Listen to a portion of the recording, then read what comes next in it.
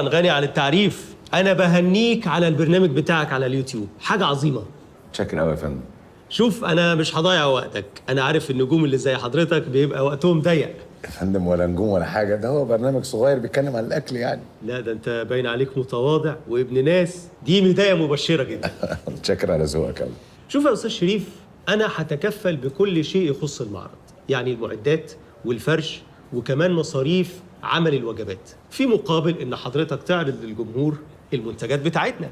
هي الاستاذه داليا مش ادت حضرتك فكره؟ ايوه فعلا، داليا ادتني فكره عن المنتجات بتاعت مصنع حضرتك، بتهيألي هستخدمها في البرنامج مش كده؟ ايوه فعلا، انا عندي مصنع بينتج سمنه والتاني بينتج جميع انواع الزيوت، والحمد لله يعني سمعتهم في السوق مش بطاله وسعرهم على قد الايد، ومش ناقصنا الا الدعايه، والبركه فيك بقى يا نجم. ان شاء الله اكون عند حسن ظن حضرتك باذن الله. وبالنسبه لاجر حضرتك، انا مستعد اكتب لك الرقم اللي انت عايزه، طبعا في حدود المعقول.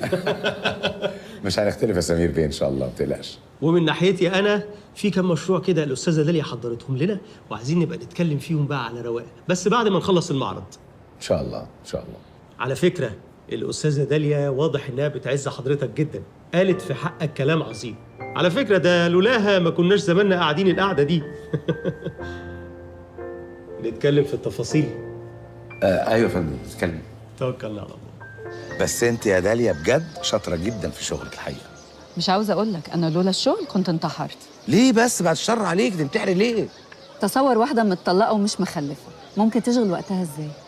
طبعا هو موقف حرج وسخيف جدا. بس انت ما قلتليش انت اتطلقتي ليه؟